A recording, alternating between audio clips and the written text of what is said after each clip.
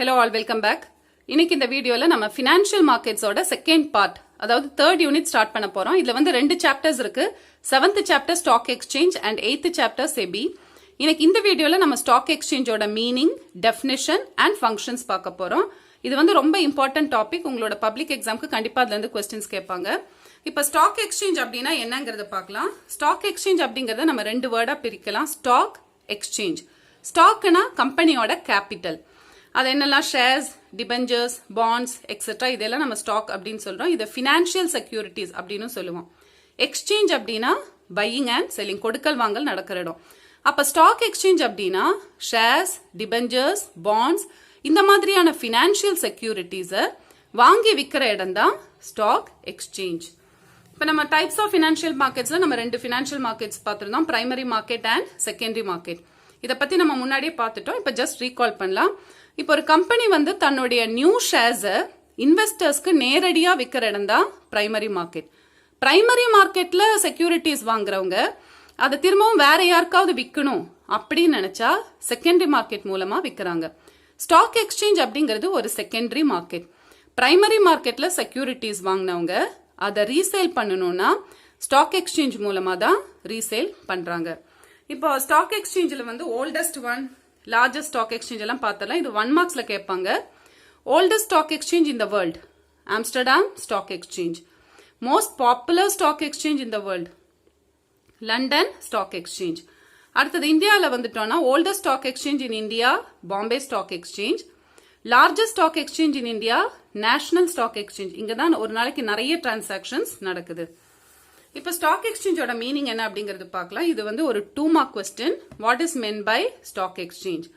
Stock exchange also called stock market or share market. Stock exchange நம்ம என்னெல்லாம் சொல்றோம்? Stock market அப்படின்னு சொல்றோம், ஷேர் மார்க்கெட் அப்படின்னு சொல்றோம்.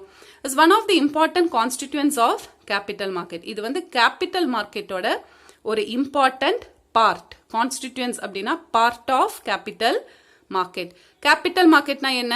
ஷேர்ஸ், டிபெஞ்சர்ஸ், பாண்ட்ஸ் இதெல்லாம் வாங்கி விற்கிற இடம் தான் கேபிட்டல் மார்க்கெட். ஸோ கேபிட்டல் மார்க்கெட்டோட ஒரு இம்பார்ட்டன்ட் பார்ட் தான் stock exchange. Stock exchange is an organized market for the purchase and sale of industrial and financial security. இது வந்து ஒரு ஆர்கனைஸ்டு மார்க்கெட் அப்படின்னு சொல்றாங்க. ஆர்கனைஸ்டு மார்க்கெட் அப்படின்னா இவங்களுக்கு தனியா ஸ்டாண்டர்டைஸ்டு ப்ரொசீஜர்ஸ் இருக்கும், நிறைய ரூல்ஸ் அண்ட் ரெகுலேஷன்ஸ் இருக்கும். ஸோ அதுபடி தான் இங்க வந்து இண்டஸ்ட்ரியல் அண்ட் ஃபினான்ஷியல் செக்யூரிட்டிஸை வாங்கி விற்கிறாங்க. இந்த ஆர்கனைஸ்டு மார்க்கெட்னா யூஸ்வலி பர்ச்சேஸ் அண்ட் சேல் நடக்கும். என்ன பர்ச்சேஸ் அண்ட் சேல் பண்றாங்க?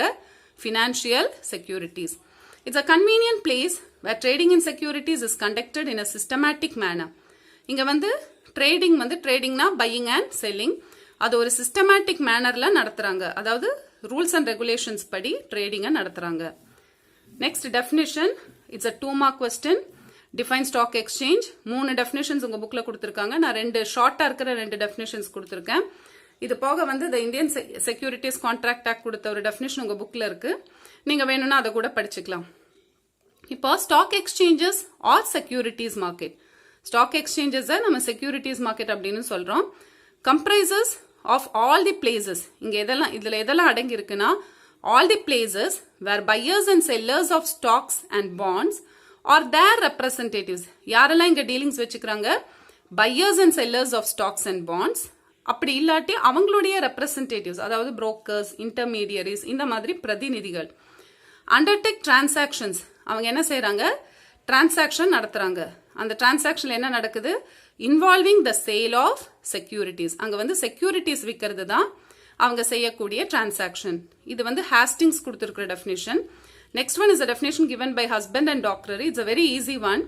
Stock exchanges are privately organized markets. இது பிரைவேட்டா ஆர்கனைஸ் பண்ற மார்க்கெட்ஸ். ஆர்கனைஸ்டுனா அவங்களுக்குன்னு சில ஸ்டாண்டர்ட் ப்ரொசீஜர்ஸ் இருக்கு which are used to facilitate trading in securities. So இந்த ஆர்கனைஸ்ட் மார்க்கெட்ல எதுக்கு வசதி செஞ்சு தராங்க, எதுக்கு ஃபெசிலிட்டி செஞ்சு தராங்கன்னா for trading in securities, means buying and selling of securities. Next one is functions of stock exchange. It's an important 5 mark question. மொத்தமா இதுல வந்து 8 points bookல கொடுத்திருப்பாங்க. உங்களுக்கு ஈஸியா இருக்கிற 5 points நீங்க செலக்ட் பண்ணி படிச்சுக்கலாம். இதுல வந்து ஹெட்டிங்ஸ் வந்து தரவா படிங்க. புக்ல இருக்கிறத வந்து நான் இதுல ஷார்ட் பண்ணி கொடுத்திருக்கேன். இதை கூட நீங்க வந்து புக்ல மார்க் பண்ணி படிச்சுக்கலாம். ஃபர்ஸ்ட் பாயிண்ட் பாருங்க, ready and continuous market. Ready மார்க்கெட்னா என்ன மீனிங்? ஹெட்டிங் பார்த்தாலே சொல்லலாம். ரெடி மார்க்கெட் அப்படின்னா நம்ம இப்ப விற்கணும் அப்படின்னு நினைச்சா கூட அதை விற்க முடியும், அது ரெடி மார்க்கெட். கண்டினியூஸ் மார்க்கெட் அப்படின்னா எப்ப நினைச்சாலும் நம்ம அதை விற்கலாம், அது வந்து கண்டினியூஸ் மார்க்கெட். ஸோ இந்த பாயிண்ட்ல அவங்க என்ன சொல்றாங்கன்னா, ஸ்டாக் எக்ஸ்சேஞ்ச் மூலமா நம்மளுடைய செக்யூரிட்டிஸை வந்து நம்ம ஈஸியா வாங்கவும் விற்கவும் முடியும். ஸோ இதனால லிக்விடிட்டி வந்து இன்க்ரீஸ் ஆகும் அப்படின்னு சொல்றாங்க.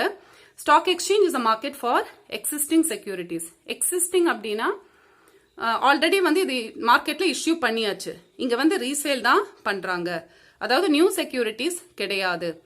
If an investor wants to sell his securities, he can sell them easily and quickly on a stock exchange. Stock exchange மூலமா அவருடைய செக்யூரிட்டிஸை ஈஸியாவும் குவிக்கா வேகமாவும் விற்க முடியுது.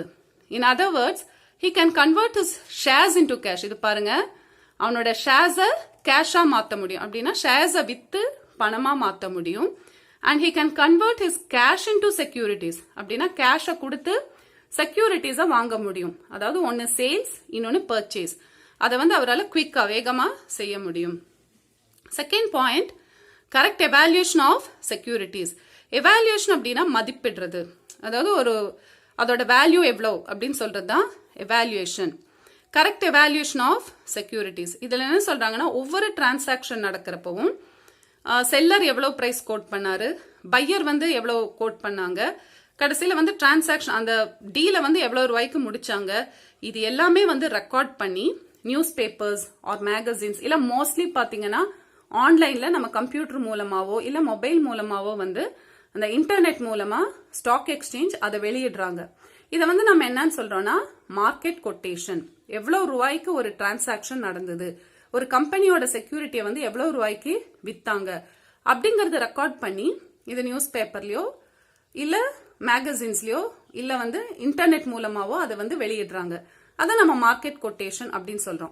இந்த மார்க்கெட் கொட்டேஷன் மூலமா நமக்கு என்ன லாபம் அப்படின்னா, இப்போ ஃபார் எக்ஸாம்பிள் நான் ஒரு 1 year பேக் ஒரு செக்யூரிட்டி வாங்கியிருக்கேன் அப்படின்னா இன்னைக்கு அதோட மதிப்பு என்ன அப்படிங்கிறது வந்து இந்த மார்க்கெட் கொட்டேஷனை பார்த்து நான் தெரிஞ்சுக்கலாம். The prices at which securities are bought and sold are recorded and made public. So எந்த ஒரு செக்யூரிட்டி வாங்கி வித்தாலும் அதை டிரான்சாக்ஷனுக்கு ரெக்கார்ட் மெயின்டைன் பண்ணி அதை வெளியிடுறாங்க பப்ளிக்கு. These prices are called market quotation. So இந்த பையர் அண்ட் செல்லர் கோட் பண்ற பிரைஸ் தான் மார்க்கெட் கொட்டேஷன் அப்படின்னு சொல்றோம். One can easily evaluate the value of one's securities on the basis of these quotations. So இந்த கொட்டேஷன்ஸ் மூலமா நம்மளுடைய செக்யூரிட்டியோட மதிப்பு என்ன அப்படிங்கறது நம்ம தெரிஞ்சுக்கலாம். Next, protection to investors. இது நம்ம ஏற்கனவே பார்த்தோம், இது ஒரு ஆர்கனைஸ்டு மார்க்கெட். ஸோ அதனால இங்க நிறைய ரூல்ஸ் அண்ட் ரெகுலேஷன்ஸ் இருக்கு. அதனால என்ன அப்படின்னா, புரோக்கர்ஸ்னால இன்வெஸ்டர்ஸை ஏமாத்த முடியாது, நிறைய கமிஷன் சார்ஜ் பண்ண முடியாது, அது மாதிரி எந்த விதமான மால் பிராக்டிசஸும் இங்க இருக்காது. இதுதான் ப்ரொடெக்ஷன் டு இன்வெஸ்டர்ஸ். நம்மளோட டிரான்சாக்ஷன் வந்து நமக்கு சேஃபா எந்த விதமான ஒரு பயமும் இல்லாம ரிஸ்க்கும் இல்லாம செஞ்சு முடிக்கலாம். All dealings in a stock exchange have well defined rules and regulations. எல்லா டிரான்சாக்ஷனுக்கும் ரூல்ஸ் அண்ட் ரெகுலேஷன்ஸை டிஃபைன் பண்ணியிருக்காங்க. For example, brokers cannot charge higher rate of commission for their service. Higher rate charge பண்ணி நம்மளை ஏமாத்த முடியாது. நம்ம எல்லாமே வந்து ஆன்லைன் மூலமா நம்ம தெரிஞ்சுக்கலாம். புரோக்கர்ஸோட கமிஷன் என்ன அப்படிங்கறதெல்லாம் நம்ம தெரிஞ்சுக்கலாம். ஸோ நம்மள தனியா அதிக ரேட் சார்ஜ் பண்ணி ஏமாத்த முடியாது. Any mall practice will be severely punish. எந்த ஒரு தவறான நடவடிக்கை அங்க நடந்தாலும் அது கடுமையா தண்டிக்கிறாங்க. The stock exchange provides safety and fair dealing in buying and selling of securities. So அது மூலமா ஸ்டாக் எக்ஸ்சேஞ்ச் வந்து நம்ம செக்யூரிட்டி வாங்கி விற்கிறப்போ நமக்கு சேஃப்டி பாதுகாப்பையும் கொடுக்கறாங்க. அது போக நம்மளுடைய டிரான்சாக்ஷன் ஃபேர் டீலிங் அப்படின்னா நியாயமான ஒரு டீலிங், ஒரு டிரான்சாக்ஷன் நம்மளால நடத்த முடியுது. Next point 1, 2, 3. அந்த ஃபர்ஸ்ட் 3 பாயிண்ட்ஸ் பாத்தீங்கன்னா உங்களுக்கு ரொம்ப ஈஸியா இருக்கும். Fourth point, proper channelization of capital. இப்போ ஸ்டாக் எக்ஸ்சேஞ்சில் வந்து நம்ம செக்யூரிட்டிஸ் வாங்குறப்போ அது கண்டிப்பா நல்ல கம்பெனிஸோட செக்யூரிட்டிஸா தான் இருக்கும். ஏன்னா ஸ்டாக் எக்ஸ்சேஞ்ச் வந்து யூஸ்வலி ஒரு லிஸ்ட் வச்சிருப்பாங்க, லிஸ்ட் ஆஃப் கம்பெனிஸ். அந்த கம்பெனிஸோட செக்யூரிட்டிஸ் மட்டும் தான் நம்ம அந்த ஸ்டாக் எக்ஸ்சேஞ்சில் வாங்கவோ விற்கவோ முடியும். ஸோ அப்படி அந்த லிஸ்ட்ல மெயின்டைன் பண்ணியிருக்கிற கம்பெனிஸ் பாத்தீங்கன்னா யூஸ்வலி நல்ல கம்பெனிஸா தான் இருப்பாங்க. அதனால நம்ம பணம் என்ன ஆகுதுன்னா இந்த மாதிரி நல்ல கம்பெனிஸ்க்கு தான் நம்ம பணம் போகுது. இந்த மாதிரி ஸ்டாக் எக்ஸ்சேஞ்ச் இல்லைன்னா என்ன ஆகும், எது நல்ல கம்பெனி எது கெட்ட, இது வந்து லாஸ்ல போயிட்டு இருக்கிற கம்பெனி அப்படிங்கிறது நம்மளால ஐடென்டிஃபை பண்ண முடியாது. அப்ப சம்டைம்ஸ் நம்ம பணம் என்ன ஆகும்னா நஷ்டத்துல ஓடிட்டு இருக்க கம்பெனிஸ்ல கூட நம்ம பணத்தை முதலீடு செய்வோம். அதனால நம்ம பணத்தை மொத்தமா நம்ம இழக்கிறதுக்கும் சான்சஸ் இருக்கு. ஸ்டாக் எக்ஸ்சேஞ்ச் இருக்கறனால நம்ம கேபிட்டல் வந்து கரெக்டா நல்ல கம்பெனியா பார்த்து போய் சேருது. அதுதான் proper channelization of capital. Capital கரெக்டான வழியில நல்ல கம்பெனிக்கு போய் சேருது. People like to invest in the shares of such companies which give good profits. So எந்த மாதிரி கம்பெனியில நம்ம இன்வெஸ்ட் பண்ணணும்னு விருப்பப்படுறோம், எந்த கம்பெனி நல்ல ப்ராஃபிட் தருதோ அந்த மாதிரி company. The savings of individuals are directed towards sound companies which give good dividends. Stock exchange மூலமா நம்மளோட சேவிங்ஸ் எல்லாம் எந்த மாதிரி கம்பெனிக்கு போகுதுன்னா சவுண்ட் கம்பெனிஸ். சவுண்ட் கம்பெனிஸ் அப்படின்னா நல்ல ப்ராஃபிட்டோட போயிட்டு இருக்கிற எஃபிஷியன்ட் கம்பெனிஸ் தான் சவுண்ட் கம்பெனிஸ் அப்படின்னு சொல்றோம். அந்த கம்பெனிஸோட டிவிடெண்டும் வந்து நல்ல டிவிடெண்ட் கொடுப்பாங்க. ஸோ அந்த மாதிரி கம்பெனிஸ்க்கு தான் நம்மளுடைய சேவிங்ஸ் போய் சேருது. Without the stock exchanges these savings will be wasted on the shares of unprofitable units. Stock exchange இல்ல அப்படின்னா எது நல்ல கம்பெனி எது வந்து லாஸ்ல போயிட்டு இருக்கிற கம்பெனிங்கிறது நமக்கு தெரியாது. ஸோ நம்மளோட பணம் வந்து அன்ப்ராஃபிட்டபிளான நஷ்டத்துல ஓடிட்டு இருக்கிற யூனிட்ஸுக்கு கூட போய் சேர்ந்து அது மூலமா நம்மளோட பணத்தை இழக்க சான்சஸ் இருக்கு. 5th point, aid to capital formation. Capital ஃபார்மேஷனுக்கு ஸ்டாக் எக்ஸ்சேஞ்ச் ஹெல்ப் பண்ணுது அப்படின்னு சொல்றாங்க. அதாவது ஸ்டாக் எக்ஸ்சேஞ்ச் என்ன செய்யும்னா யூஸ்வலி கம்பெனியோட ப்ராஃபிட், ஒரு கம்பெனி எப்படி ரன் ஒரு கம்பெனியோட ப்ராஃபிட் எப்படி இருக்கு, அவங்க எப்படி டிவிடெண்ட் கொடுக்குறாங்க, அவங்களோட ஷேர் வேல்யூ என்ன, அவங்களோட ஷேர் பிரைஸ் என்ன, இதெல்லாம் வந்து வெளியிடுறதுனால அந்த கம்பெனியோட செக்யூரிட்டிஸ்க்கு ஒரு பப்ளிசிட்டி கிடைக்குது. இப்ப நம்ம இதை பாக்குறப்ப நம்ம அட்ராக்டட் ஆகிறோம். ஐயோ நம்ம வந்து சேவ் பண்ணி இந்த மாதிரி கம்பெனியில நம்ம பணத்தை போட்டோம் அப்படின்னா நமக்கு நல்ல ப்ராஃபிட் கிடைக்கும், நல்ல டிவிடெண்ட் கிடைக்கும் அப்படின்னு சொல்லி வந்து நம்மளை அட்ராக்ட் பண்ணுது. ஸோ அது மூலமா நம்ம என்ன செய்யறோம்னா நம்மளுடைய பணத்தை சேவ் பண்ணி இந்த மாதிரி ஸ்டாக் எக்ஸ்சேஞ்சில இருந்து செக்யூரிட்டிஸை வாங்கணும் அப்படின்னு நினைக்கிறோம். ஸோ இது வந்து சேவிங்ஸை என்கரேஜ் பண்ணுது. இந்த சேவிங்ஸ் எல்லாம் இண்டஸ்ட்ரீஸ்க்கு கேபிட்டலா போய் சேருது. The publicity which the stock exchange gives to various industrial securities. So ஒவ்வொரு கம்பெனியும் எப்படி பெர்ஃபார்ம் பண்றாங்க, அவங்களுடைய ப்ராஃபிட் எப்படி இருக்கு, எப்படி டிவிடெண்ட் கொடுக்குறாங்க, இதெல்லாமே வந்து ஸ்டாக் எக்ஸ்சேஞ்ச் வந்து விளம்பரப்படுத்துறாங்க. அண்ட் தேர் பிரைசஸ், அந்த செக்யூரிட்டியோட பிரைஸ் என்ன, and facilities provided by it for their purchase and sale. அதை வாங்கி விற்கிறதுக்கும் வந்து எல்லா விதமான வசதிகளையும் செஞ்சு கொடுக்குறாங்க. நம்ம வாங்கி விற்கிறதுக்கும் கஷ்டப்பட வேண்டாம், ஸ்டாக் எக்ஸ்சேஞ்ச் மூலமா ஈஸியா செஞ்சுக்கலாம். ஸோ இதெல்லாம் என்ன செய்யுதுன்னா induce people to save and invest. இன்டியூஸ்னா தூண்டி விடுறது, அதாவது என்கரேஜ் பண்ணுது. எதுக்காக? To save and invest. நம்மளோட பணத்தை சேவ் பண்ணி ஸ்டாக் எக்ஸ்சேஞ்சில் முதலீடு செய்யறதுக்கு நம்மள என்கரேஜ் பண்ணுது. The stock exchange helps in capital formation and industrial development. இது மூலமா கேபிட்டல் எல்லாம் பப்ளிக்கோட சேவிங்ஸ் எல்லாம் கேபிட்டலா இண்டஸ்ட்ரீஸுக்கு போய் சேருது, இண்டஸ்ட்ரியல் டெவலப்மெண்ட்டுக்கு ஹெல்ப் பண்ணுது. 6th point is facilities for speculation.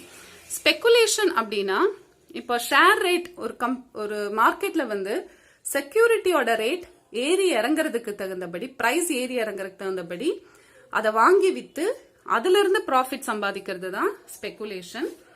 இப்போ நான் அப்படி சொன்னா உங்களுக்கு புரியாது, இதை பாருங்க. ஸ்பெகுலேஷன் அப்படின்னா இப்போ மார்க்கெட்ல வந்து ஒரு செக்யூரிட்டியோட பிரைஸ் இறங்குதுன்னு வைங்க, அப்ப என்ன செய்வாங்க, எல்லாருமே விலை கம்மியா இருக்கிறப்பவே அதை எல்லாமே வாங்கி வச்சுக்குவாங்க. ஸ்பெகுலேட்டர்ஸ் என்ன செய்வாங்கன்னா, ஸ்பெகுலேட்டர்ஸ் தான் யூஸ்வலி இந்த மாதிரி செய்வாங்க. பிரைஸ் இறங்குறப்போ எல்லா செக்யூரிட்டிஸையும் வாங்கி வச்சிருவாங்க. எல்லாருமே செக்யூரிட்டிஸ் வாங்குறப்ப என்ன ஆகும், டிமாண்ட் அதிகமாகும். டிமாண்ட் அதிகமான என்ன ஆகும், பிரைஸ் அதிகமாகும். ஸோ லெஸ் பிரைஸ்ங்கிறது இப்போ என்ன ஆயிடுச்சு, ஹை பிரைஸ் ஆயிடுச்சு. பிரைஸ் அதிகமாகறப்போ இவங்க எல்லாம் என்ன செய்வாங்க, கம்மி விலை இருக்கிறப்ப வாங்கினாங்க, இப்ப விலை ஏறின உடனே என்ன செய்வாங்க, அதை எல்லாமே விற்க ஆரம்பிச்சிருவாங்க. வித்து அது மூலமா உங்களுக்கு ப்ராஃபிட் கிடைக்கும். அப்படி விற்கிறப்ப சப்ளை அதிகமாகும், அப்போ திரும்பவும் பிரைஸ் வந்து கம்மியாக ஆரம்பிச்சிடும். திரும்பவும் லெஸ் பிரைஸ், திரும்பவும் இந்த ப்ராசஸ் ரிப்பீட் ஆகும். ஸோ இதை தான் நம்ம என்னங்கிறோம்னா ஸ்பெகுலேஷன். இது மூலமா என்ன ஆகும்னா டிமாண்டும் சப்ளையும் எப்பவுமே பேலன்ஸ்டா இருக்கும். பிரைஸ்லயும் பெரிய பிளக்சுவேஷன் வராது. இறங்குறப்ப வாங்குவாங்க, அப்ப விலை ஏறிடும். விலை ஏறப்ப விற்பாங்க, அப்ப திரும்பவும் விலை இறங்கிடும். ஸோ வந்து பெரிய அளவுல பிரைஸ் பிளக்சுவேஷன் வராம, பிளக்சுவேஷன் அப்படின்னா ஏற்றத்தாழ்வு, பெரிய அளவுல விலையில ஏற்றத்தாழ்வு வராம அதை பேலன்ஸ்டா கொண்டு போக முடியும். Facilities for speculation. இது ஸ்டாக் எக்ஸ்சேஞ்சில் வந்து ஸ்பெகுலேஷன் அப்படிங்கிறது ரொம்ப ஒரு இம்பார்ட்டன்ட் பார்ட். டைப்ஸ் ஆஃப் ஸ்பெகுலேட்டர்ஸ்ல இதே சாப்டர்ல நீங்க பின்னாடி பாப்பீங்க. Speculation is an integral part of stock exchange operations. இது வந்து ஒரு important part. As a result of speculation, demand for and supply of securities are equalized. Speculation மூலமா demandம் supplyயும் எப்பவுமே ஏறத்தாழ balanced equal தான் இருக்கும். Similarly, it prevents price fluctuations of securities. Price வந்து ரொம்ப ஏறி இறங்குறத வந்து தடுக்கறாங்க. Fluctuation அப்படின்னா ஏறி இறங்கும், அடிக்கடி ஏறி இறங்கும் பாருங்க, அதுதான் fluctuation. So அதையும் தடுக்க முடியுது. Next one is seasoning of securities. Seasoning அப்படின்னா இப்போ யூஸ்வலி வந்து இது ஒரு ஃபுட் ஐட்டம் தான் சொல்லுவாங்க. இப்போ நம்ம ஃபுட் ஐட்டம்ஸ் எல்லாம் ப்ரிப்பேர் பண்றப்போ அதோட ஃபிளேவர் இன்க்ரீஸ் பண்றதுக்காக அதுல சிலதெல்லாம் ஆட் பண்ணுவோம் பாருங்க, அதுதான் சீசனிங். செக்யூரிட்டிஸை பொறுத்த வரைக்கும் சீசனிங் அப்படின்னா இப்போ ஒரு செக்யூரிட்டி வந்து ஸ்டாக் எக்ஸ்சேஞ்சில் டீல் பண்ண ஆரம்பிக்கிறப்போ அதுல நிறைய டிரான்சாக்ஷன்ஸ் நடக்கும். நிறைய வாட்டி வந்து அதை வாங்கவும் விற்கவும் செய்வாங்க. ஸோ இது மூலமா அந்த செக்யூரிட்டிக்கு வந்து ஒரு ரெப்யூட்டேஷன் கிடைக்கும், அதோட ஷேர் பிரைஸ் இன்க்ரீஸ் ஆகும். இதை தான் நம்ம என்னன்னு சொல்றோம்னா seasoning of securities.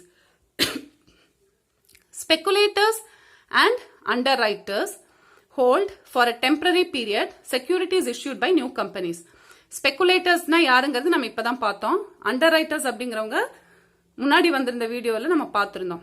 So speculators underwriters என்ன செய்வாங்கன்னா புது கம்பெனிஸோட ஷேர்ஸை வாங்கி அதை வந்து ஒரு டெம்பரரி பீரியடுக்கு அப்படியே ஹோல்ட் பண்ணி வச்சிருவாங்க. வாங்கின உடனே விற்க மாட்டாங்க, அதை அப்படியே ஹோல்ட் பண்ணி வச்சிருப்பாங்க. They unlock them when the market is prepared to absorb the new issues. எப்ப அதை விற்பாங்க, அன்லாக்னா அதை வித்து பணத்தை திருப்பி எடுக்கிறது. ஸோ எப்ப அதை விற்பாங்க அப்படின்னா அந்த செக்யூரிட்டிஸ் வந்து ஸ்டாக் எக்ஸ்சேஞ்சில் ட்ரேட் பண்ண ஆரம்பிக்கிறப்போ என்ன ஆகும்னா அதுக்கு ஒரு நல்ல ரெப்யூட்டேஷன் கிடைக்கும். நிறைய வாட்டி வந்து அதுல டிரான்சாக்ஷன்ஸ் நடக்கும். அந்த மாதிரி செக்யூரிட்டிஸ்ல நிறைய டிரான்சாக்ஷன்ஸ் நடக்கும். ஸோ அப்படி என்ன ஆகும்னா கொஞ்சம் டைம் போக போக அதோட ஷேர் பிரைஸ் வந்து ரொம்ப ஏறும், இன்க்ரீஸ் ஆகும். ஸோ அப்படி ஷேர் பிரைஸ் இன்க்ரீஸ் ஆகிற டைம்ல அவங்க என்ன செய்வாங்கன்னா அவங்க வாங்கி வச்சிருக்கிற அந்த செக்யூரிட்டியை வித்துருவாங்க. ஸோ அது மூலமா அவங்களுக்கு ப்ராஃபிட் கிடைக்கும்.